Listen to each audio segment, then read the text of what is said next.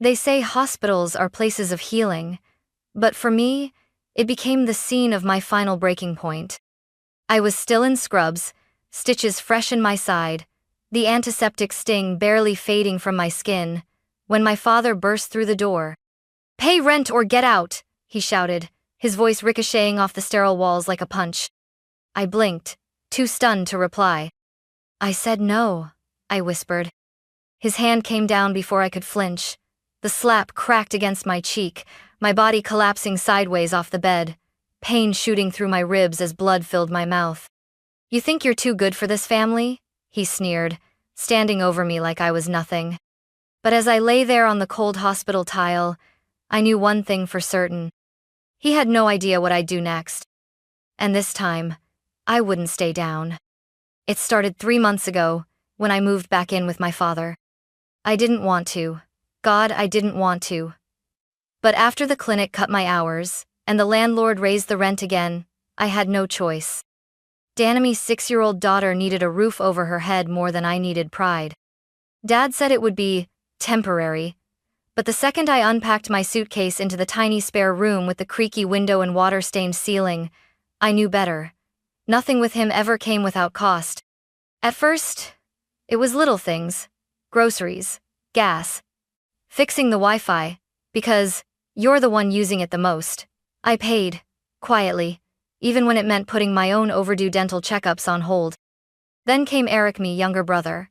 He still lived at home, still unemployed, still the golden boy in Dad's eyes.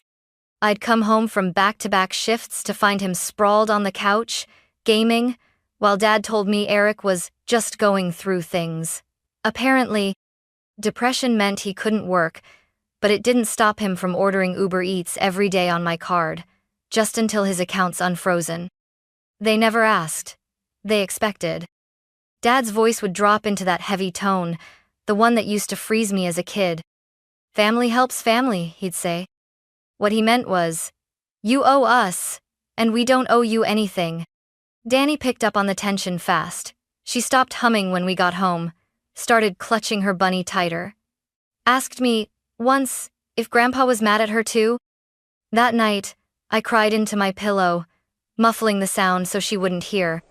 The week before the hospital, things escalated. Eric had run up another credit card bill, this one from some crypto mentorship, and Dad told me flat out I needed to cover it. "Don't act like you can't," he growled. "You're working double shifts now." "I'm saving for Danny's inhaler refills," I said quietly. His jaw tightened. "What's more important?" he snapped. "Her lungs or your brother's future?" That was when I realized how far gone they were.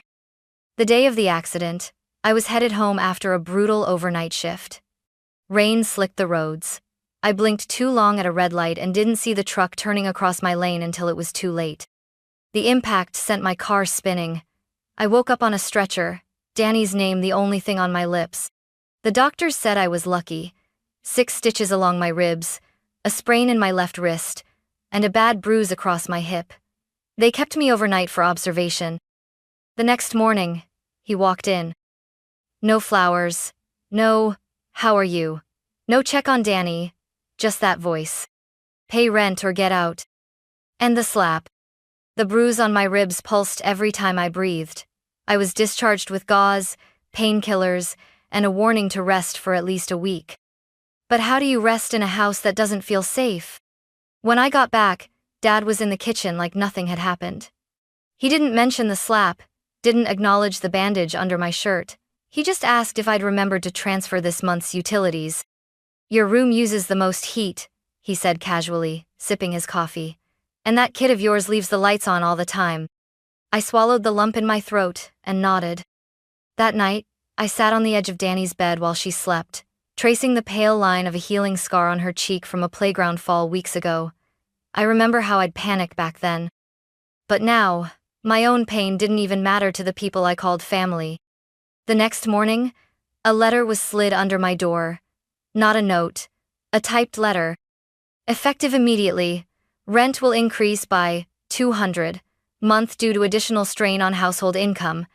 Payment expected by Friday. Signed, House Management, G. Monroe." I laughed. Not out of humor, but because if I didn't, I'd scream. I texted my dad, asking if this was some kind of joke. His response came instantly. You live under my roof. You pay what I say. That's how adulthood works. 2 days later, Eric knocked on my door without looking me in the eye. Hey, Dad said you'd help cover my car insurance this month? I blinked. Your car hasn't moved in weeks. He shrugged. Still gotta keep it running.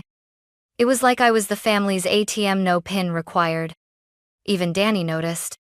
Mommy, she whispered one night as we brushed teeth together. Why does Grandpa only talk nice when you give him money? I couldn't answer her. My throat closed too tightly. But something inside me shifted the next day. Megan, me best friend from nursing school, came by with groceries and a soft blanket. She asked why I hadn't answered her calls. I told her everything, tears spilling before I could stop them. She listened without interrupting, then said, Jessa, you know your mom left you something, right? I froze. She reached into her purse and pulled out an old key. I've been holding this since your mom passed. She said to give it to you when things got too much. My hands trembled as I took the key.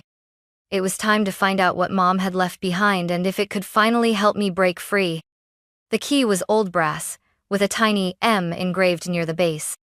I stared at it for hours that night, holding it in my palm like it might whisper the next step.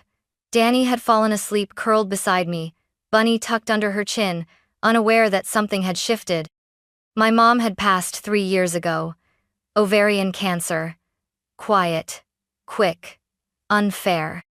She and my dad had divorced long before that, but she never remarried. She lived simply in a small craftsman house left to her by her father. I hadn't been back there since the funeral. Now, I had the key to something she didn't trust anyone else with. Not even me until now. The next morning, I packed a thermos of tea, dropped Danny at school, and drove out to the house. It sat on the corner of Ash and Hamilton, the porch slightly tilted, wind chimes still hanging by the door like they had during childhood summers. Inside, it smelled like old books and lavender. I wandered through slowly her old rocking chair, a half-finished quilt folded over the arm. Dust danced in the light. Nothing looked particularly secret until I got to her bedroom. The closet. Near the back was an old filing cabinet. I'd seen it 100 times as a kid. Always locked. Always off-limits. I pulled the key from my pocket. My fingers shook slightly. Click. The drawer rolled open with a metallic groan. Inside were labeled folders neatly stacked. Titles like Property, East Oak, Bank, Trust Account, Letters to J. I reached for the last one. It contained 3 things. A notarized letter naming me as the sole beneficiary of her father's estate. A deed for the property we were currently living in Dad's house. A short handwritten note. If you're reading this, it means you've endured far more than I ever wanted for you. They will take until nothing is left. This house is yours now. Use it. Protect Danny. And never let guilt be the leash that binds you. Love? Mom. My knees buckled. I sat on the floor, clutching the papers to my chest. The house wasn't Dad's. It was mine. I didn't go home that night. I stayed at Megan's. Danny was thrilled to have a sleepover with her godmother, and I finally slept a full night for the first time in months. When I woke up, I knew exactly what I needed to do. This time, I wouldn't just survive. I'd take back what was already mine. When I walked back into the house, the air felt heavier than usual. Dad was at the kitchen table, scribbling something on a napkin, probably another version of his household budget, which always ended with me owing more than I had.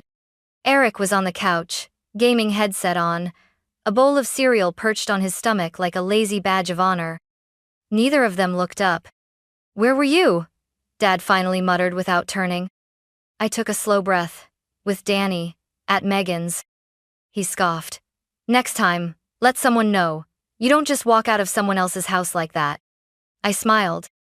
If only he knew. That week, I started quietly gathering everything. I photographed the utility bills with my name as the payer. I saved bank records, rent transfers, even the Venmo receipts Eric sent with stupid captions like, Thanks, sis Chowk. I bought a cheap external drive and labeled a folder. Documentation, Monroe House. Every night, after Danny fell asleep, I added to it. Megan helped me file a request with the county clerk's office. We confirmed what the papers already told me. I owned the deed, outright. No shared title, no active mortgage. Just my name, tied to a trust set up by my grandfather, sealed by my mother before she passed. The house Dad lived in, the one he had ruled like a tyrant, was mine. The irony made me want to scream and laugh all at once. But I stayed silent. Then, something happened that snapped the last thread. It was Tuesday night. I'd just come home from a short shift, still sore, but healing. Danny was sitting on her bed, tracing the ears of Bunny, her eyes clouded. She looked up as I entered. Grandpa said, "If I keep leaving lights on, we might not have a place to stay," she whispered. My heart cracked. He was threatening her now? I knelt down, brushing her hair back. "This is our home, baby," I said gently, "and no one can take it away." She didn't nod, she just curled tighter into herself. That night, I recorded a video on my phone. I looked straight into the camera, my voice steady. I detailed everything. The slap at the hospital, the rent demands, the emotional abuse, the manipulation. I attached clips of Eric bragging on his live stream about not having to pay a dime because sis covers everything. I labeled the file, just in case, for Danny. I wasn't scared anymore. I was prepared.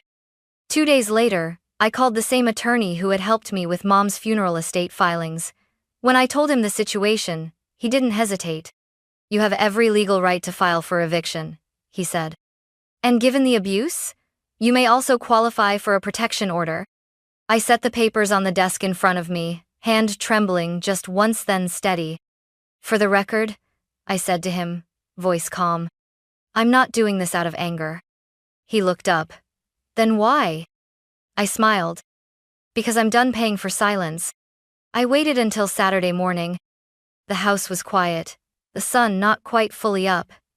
Danny was still asleep, curled in a blanket on the couch after a movie night. I made coffee like any other day, letting the rhythm soothe me, grind, pour, breathe. But inside, everything throbbed with clarity. Dad came into the kitchen rubbing his jaw. "Where's the rent?" he asked, like it was a greeting. I set my mug down. "I'm not paying rent anymore." He froze, turned slowly. "What did you just say?" I met his eyes. I said no, again. The room went still. "Is this about the hospital?" he said, laughing dryly. "You think I owe you something for that? You wouldn't even be alive if it weren't for this roof." "You mean the roof I own?" I said, quiet and calm. For a second, I saw it. The shift. The flicker of panic behind his eyes before it turned to fury. "You ungrateful little," he started, stepping forward. I held up a folder.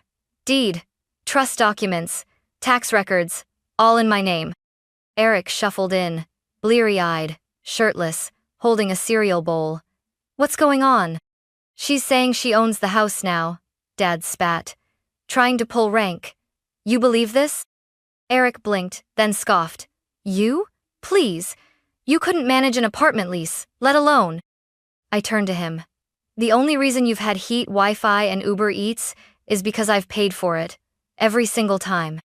His smirk faded. Dad moved again, towering over me. "This is still my house. I built this life. You don't get to take that from me." "You didn't build it," I said evenly. "Mom's father did. And she gave it to me. Legally. Quietly. Because she knew you'd do exactly this." Silence. Then, like clockwork, he changed tactics. His voice softened. "You're really going to kick your own family out? We've done everything for you. After all we've been through?" Guilt. The oldest card in his deck. "I'm not evicting family," I said. "I'm evicting abuse." Eric laughed bitterly. "What, you think you're some hero now? Gonna save your kid and ride into the sunset?" I smiled coldly. "No. I'm just finally putting the locks where they belong." He threw the cereal bowl. It hit the floor, milk splattering across my shoes. Danny stirred on the couch behind me. Her small voice cracked the tension. "Mom?" I turned to her. "It's okay, baby." She looked past me to her grandfather, at her uncle, then back at me. "Are we leaving?" I crouched down, brushed her hair back, and whispered, "No, they are." The notice arrived on Monday. Stamped, certified, and delivered by a county deputy. I wasn't home when it came. I was at Danny's school, volunteering in the library for the morning. But when I returned, I saw it taped to the front door. And through the window, I saw Dad's expression. He was standing in the living room, the paper clenched in his hand, Eric pacing like a trapped animal. "You think you can do this to us?" Dad shouted the moment I stepped inside. "After everything we've done for you?" "You mean after you slapped me in a hospital bed?" I said flatly. He threw the notice across the table. "This is war." Eric crossed his arms. "We're not going anywhere." "You have 30 days, I said calmly. "And you know it." The next day, things got worse. I came home from work to find Val, our elderly neighbor from across the street, waiting by my mailbox. She didn't smile. "Heard you're throwing your sick father into the street," she said sharply. I blinked. "What?" "He told me he's been diagnosed. Something with his lungs. Said you wouldn't even help drive him to appointments." Of course. I went inside to find Dad hunched dramatically on the couch, a tissue in his hand, wheezing just loudly enough to be heard through the walls. Eric was nowhere in sight, but I knew he was working the online angle, probably spinning a sob story to his gamer friends about how his heartless sister was evicting him and their ailing father for no reason. I could feel the walls tightening. That night, the doorbell rang. Leah from 3 houses down stood there with her phone. "Hey," she said awkwardly. I just wanted to show you something." She held up a video, shaky but clear. Dad yelling at me in the hospital. The slap. My body hitting the floor. Danny screaming. I hadn't realized she'd been there. Hadn't even known she worked part-time as a tech in that wing. "I sent this to myself before it got wiped from the hospital's internal system," she said quietly. "I didn't know when or how to give it to you, but I thought you might need it." My hands shook as I took the phone. Proof. Unfiltered. Unquestionable. I looked up at her. "Thank you," I whispered. She just nodded. "If he tries to pull any more stunts, you won't be alone." Inside, Danny sat at the table, coloring silently. I knelt beside her. "We're doing the right thing," I said softly. She looked at me, then back at her, drawing 2 figures holding hands in front of a small house, a sun overhead. And this time, she smiled.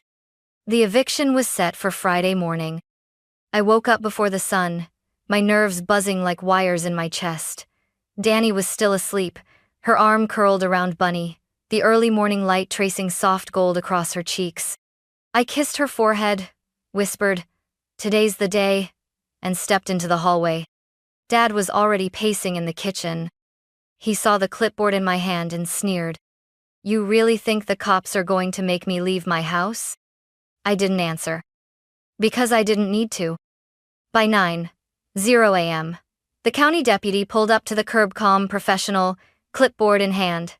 Leah was out on her porch, arms crossed, phone in hand. Val peered through her curtains. I stood at the front steps, my heart hammering, but my face calm. Dad exploded the moment the deputy stepped foot onto the walkway. "You're letting her throw her father into the street. You should be arresting her for elder abuse." The deputy didn't flinch. "Mr. Monroe, this is a lawful eviction. You've been served. Today is the deadline. You are required to vacate the premises." Eric appeared behind him, hair a mess, hoodie half-zipped. "You're making a huge mistake, Jess. No one's going to believe you." I held up a flash drive. "They already do." I plugged it into the deputy's tablet. He watched for a few moments, the slap, the scream, the video Leah had recovered, and nodded. "That's more than enough." Dad stepped forward, but the deputy blocked him. "Sir, if you continue to escalate, you'll be detained." Eric glared at me. "You think this is justice? This is revenge." "No," I said. This is freedom. Neighbors had started to gather curious eyes from porches and sidewalks. Val finally stepped out of her house, her arms folded. You could have worked this out quietly, Jessa, she said coldly. Family isn't something you throw away. I met her gaze. Family doesn't slap you in front of your child while you're bleeding in a hospital bed. Silence. Someone across the street muttered, Wait, what? I stepped up onto the porch, papers in hand. This house was left to me by my mother. My grandfather owned it. My name is on the deed. And for years, I paid for this entire household while being insulted, ignored, and physically assaulted. That ends today.